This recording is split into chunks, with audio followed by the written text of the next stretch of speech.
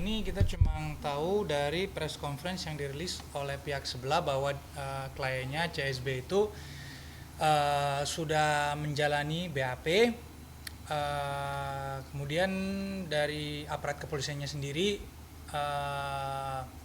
belum ada info, itu pun dari kita maupun pengacara kita. Jadi kita ya tetap menunggu untuk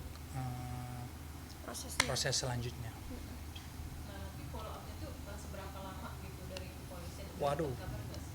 Atau kalau berapa lama sih kita nggak tahu ya, tapi yang kita berharap tuh ya segera ya, biar masalah ini cepat lalu dan kita semua bisa move on, biar cepet-cepet selesai lah ya kan. Tapi untuk prosesnya berapa lama kita nggak tahu. ada harapan uang kembali nggak sih dari ditangkapnya beliau? Ya, kita berharap haknya istri saya itu pulih balik kayak gitu loh. Haknya apapun dia punya itu dibalikin, dan untuk CSB-nya sendiri ya semoga jadi pelajaran dan tobat dari sini ya kan. Nah, ada pengetahuan prosedur soal ganti rugi atau gitu gimana sih? Wah, itu kalau secara hukum kita kurang paham ya, daripada kita nanti salah ngomong, mungkin itu lebih ke pengacara ya pertanyaannya. Kita nggak kurang tahu itu. Tapi sudah ada proses buat ke perdatanya mungkin Bang Bima sendiri atau Itu pertanyaan ke pengacara aja. Dia lebih tahu. Dia lebih tahu lah prosesnya gimana, nanti tindakan selanjutnya juga gimana, itu dia yang tahu. Kalau untuk mobil-mobilnya gimana, Bang? Karena kita belum dapat kabar dari aparat kepolisian, kita juga nggak tahu up to date-nya itu kayak gimana. Karena so far yang kita tahu itu mobil kita di tangan orang lain lah, ibarat katakan. Tapi kan tersangkanya kan baru di BAP nih. Jadi ya kita nunggu aja sambil ada panggilan untuk konfrontir tersangka, dan kita kan bisa lihat apa yang dia, maksudnya dari sisi dia tuh apa klarifikasinya dia kayak gitu, versinya dia tuh kayak gimana kayak gitu. tapi setelah sekian lama berjuang gitu Bang terkait dengan kasus ini akhirnya sudah ditangkap begitu tersangkanya. Gimana sih Rasanya ini? ada titik leganya juga sih, karena dari sini kan dia udah ketangkep, jadi kita bisa, yang tadi saya bilang, bisa menjalani BAP-nya dia dari sisinya dia dan juga klarifikasinya dia, biar masalah ini cepat selesai.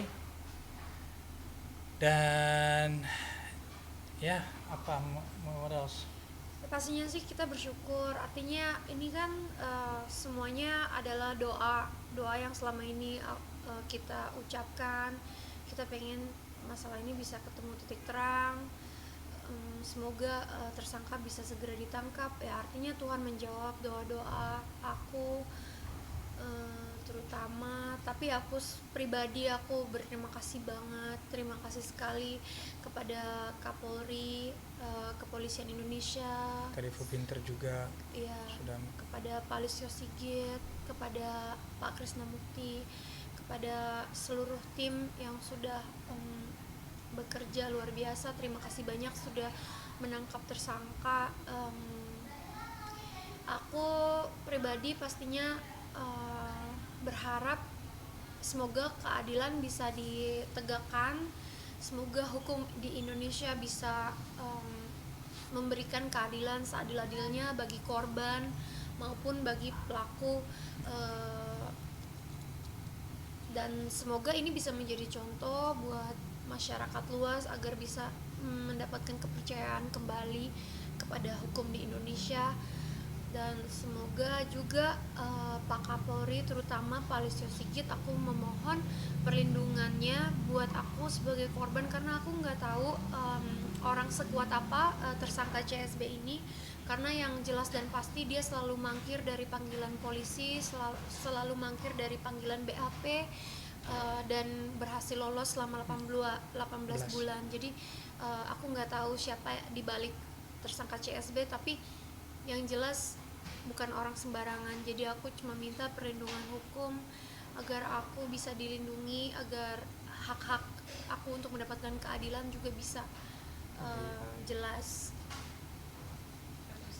Yang tersangka merasa terintimidasi dari kelakuan yang Pak Vincent di bandara. Dia mah boleh rasa apa aja, dia boleh terasa intimidasi, saya juga Sekarang bisa gini, berasa kita kan capek ya kan. sebagai korban ya pasti kita marah lah, kita marah, kita dirugikan, kita merasa terintimidasi selama ini karena kita kehilangan banyak sekali materi, Dan terutama imaterial uang, juga. dan imaterial juga.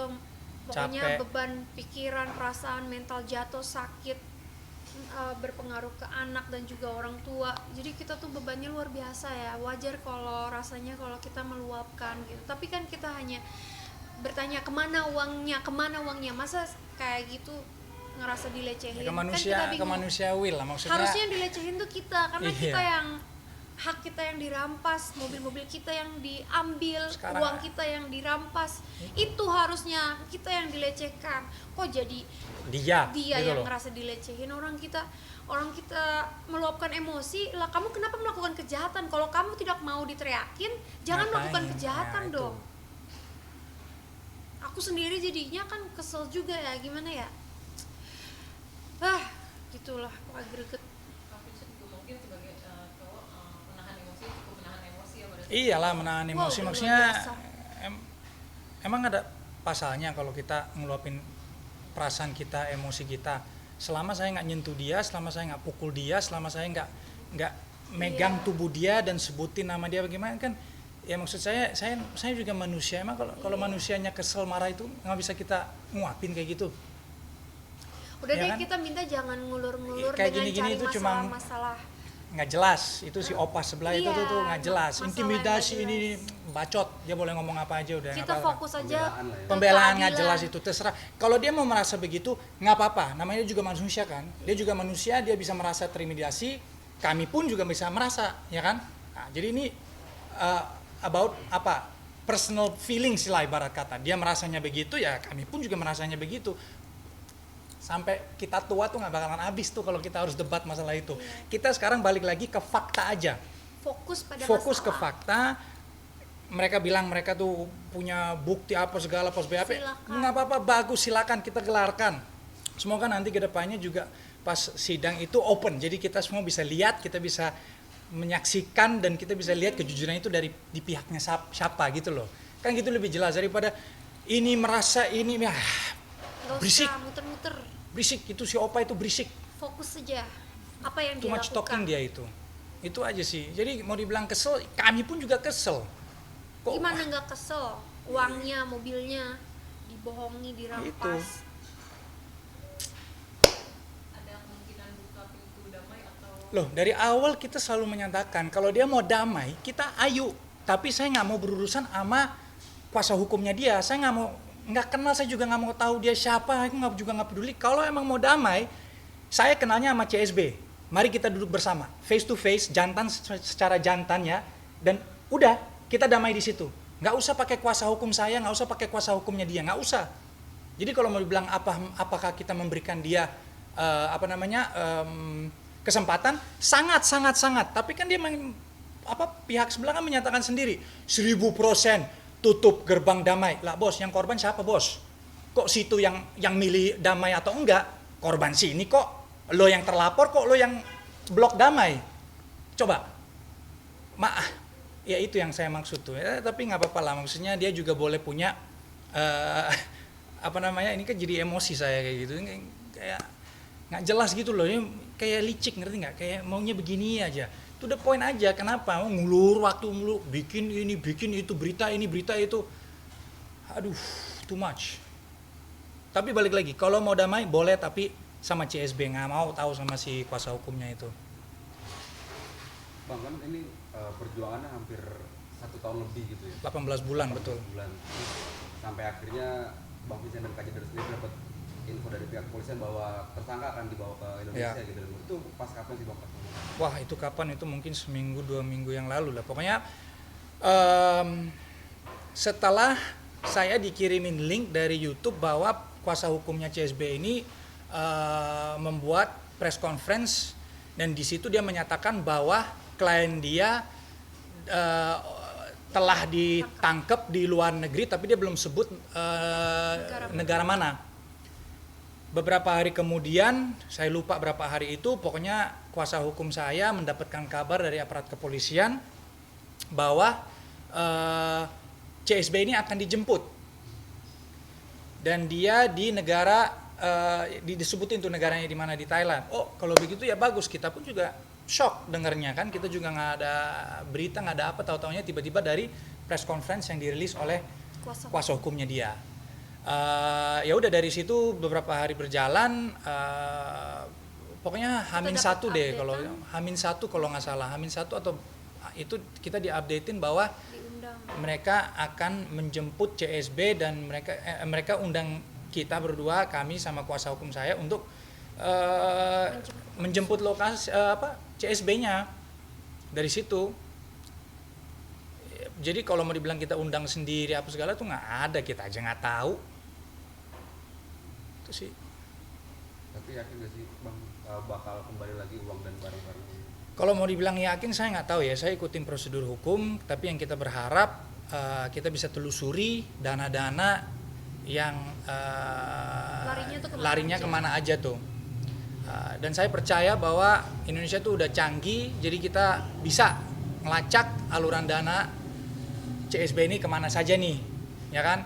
Kalau itu udah bisa diterpenuhi, semoga jawabannya tuh jelas lah, cepet kan. Dari situ kan dia mau ngomong ABC kan ya sesuai dengan fakta yang akan muncul. Jadi ya kalau mau dibilang yakin, saya nggak mau terlalu bilang yakin ya, tapi saya tetap optimis dan saya juga percaya bahwa kedepannya pasti ada jalan terangnya lah, titik terangnya. Paling nggak masih ada harapan gitu bakal kembali lagi dengan ditelusurin kemana-kemana larinya gitu. Ya mengingat kecanggihan Polri sih, mudah-mudahan ya. Kita cuma bisa berdoa sama Tuhan dan berusaha itu aja. Kita berdoa kalau memang masih rezeki kita, pasti Tuhan kasih izin buat kembali. Tapi kalau misalkan Tuhan berkehendak lain, ya kita manusia hanya bisa belajar untuk ikhlas. Tapi yang pasti kita selalu mengupayakan dan akan terus mengawal prosesnya, dan semoga kita mendapatkan keadilan seadil-adilnya. Mungkin teriakan-teriakan Kajis yang seperti seorang ibu gitu lah, ini hak anak-anak saya gitu. Hal tersebut juga kan sampai mengganggu psikologis Kajis kemarin-kemarin. Setelah ditangkap itu gimana Kajis perasaannya? Ya emang ini kirinya anak tuh gitu. Gimana ya, ini kan 18 bulan tuh udah proses yang cukup lumayan lama ya, panjang ya. Jadi udah mulai prosesnya tuh saat sebelum tahu tersangka CSB ini sudah tertangkap itu, aku sebenarnya udah bisa lebih normal, udah bisa kembali kerja, pokoknya udah kayak oke lah. Tapi memang masih ada trauma, udah pasti, tapi udah bisa move on. Tapi ketika kembali lagi sekarang pas kemarin kejadian itu tuh bertemu tersangka itu rasanya kayak flashback semuanya yang terjadi gitu. Momen-momen berat yang aku hadapi itu terbayang lagi gitu. Jadi sekarang tuh bawaannya ya tidak tenang lagi. Sekarang tuh bawaannya emosi, sekarang itu bawaannya jadi kesel lagi gitu. Tapi ya itu mudah-mudahan lah dengan banyak-banyak berdoa, mendekatkan diri sama Tuhan, proses bisa back to normal. Meskipun ini sekarang prosesnya proses baru. Kalau kemarin kan kita prosesnya fokus kepada menangkap tersangka, sekarang tersangka sudah tertangkap, ya berarti prosesnya adalah proses yang selanjutnya gitu. Bisa ada tersangka lain sih selain Stefanus kan tadi dibilang ada orang-orang di Bali, mungkin ada dia. Oh kita nggak pernah bilang ada kami ya. Hanya ada dugaan. Kami hanya duga. Tapi kita berdua nggak pernah menyatakan bahwa ada, enggak. Dari kemarin kita selalu bilang dugaan lah. Maksudnya itu yang ya dugaan. Tapi kan balik lagi penyidik lebih tahu lah. Kan mereka yang telusuri, mereka yang pelajari, mereka yang investigasi semuanya. Jadi ya semoga nggak ada ya. Cuma kalau ada ya mudah-mudahan bisa sampai ke akar-akarnya agar kejahatan seperti ini itu bisa memberikan efek jerah lah ke banyak masyarakat.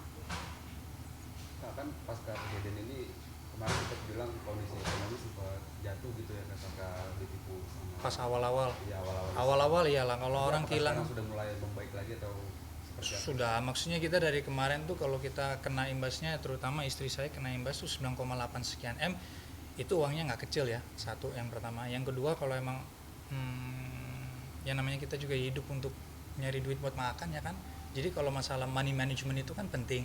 Jadi ketika ada musibah kayak gitu, sempet di hold apa yang kita ingin, apa yang kita ngelakuin, lifestyle-nya kita yang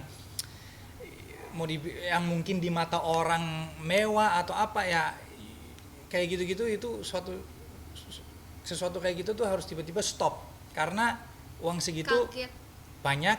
Dan sekarang udah waktunya kita harus prioritaskan money management nih. Oke, ini hilang, Mana yang penting. yang mana yang penting, yang mana. Jadi ya namanya juga money managementnya ya di awal-awal memang agak kaget. Cuman karena udah 18 bulan kita berusaha untuk membangkit lagi, untuk berjuang lagi. Saya support istri support saya. Jadi ya so far maksudnya udah going good lah. Apa aja sih Bang yang sempat terhambat dari yang kalian inginkan dari kejadian seperti ini? Maksudnya Yang gimana? terhambat tadi kan bilang ada yang terhambat gitu. Keinginan Cicilan. Oke. Ya kan cicilan Cicilan rumah, asuransi anak. pendidikan anak, terus asuransi kesehatan sama jiwa itu kan harus dibayarkan kan, ada periodenya. Kalau rumah sendiri itu tiap bulan harus kita bayarkan. Terus kayak apalagi itu sih Daily inilah daily outcome-nya manusia biasa-biasa lah mah kayak gitu. Tapi sempat waktu itu kan jual rumah juga. Apakah itu pengaruh dari kasus ini juga dari tim? karena kan kaget Awal-awal awalnya. kaget, jadi kita tuh bingung, ini harus jual rumah. Ya namanya kaget ya pasti otak belum tenang, belum cerdas, belum Stres. bisa mikir clear. Jadi kita udah mikir, wah ini kita harusnya kayaknya jual rumah deh, karena kalau kita nggak jual rumah nanti ini duitnya. Jadi ya masih benar-benar abu-abu, mixed feelings, udah benar-benar kacau deh udah. Karena waktu itu tuh kita kan dikabarinnya sama orang bank itu kan kita udah nunggak 3 bulan Dan kan. itu saatnya kita dikabarin ketika baby Don tuh telah lahir. Jadi tuh kalian bisa bayangin aja, Jess lagi hamil, lalu lagi melahirkan, posisi masih di rumah sakit, di mana dia harus bahagia, malah kena imbas ini, kena musibah ini. Terus ya bayangin kita baru punya baby yang kedua, terus kehantam masalah financial kan. Sebagai orang tua yang utamanya itu kan apa? Financial untuk anak kita masa depannya. Tiba-tiba ludes 9, sekian. Ya pasti ada traumanya, kagetnya di mana, waduh, ini mungkin oke, sekarang dari satu sisi orang tua sekian M hilang. Oke, jadi ini sekarang gimana? Kita udah menjadi satu nih. Ini udah jadi satu tim. Oke, ini jatuh, ya udah salah satu harus bangkit lagi untuk narik yang satunya lagi. Ya itu namanya teamwork. Tapi itu juga proses, ya kan? Nah, dalam proses itu ya mau dibilang gampang, oh tidak. Apalagi kan kita harus bahagia, malah nggak bahagia, kita harus nutupin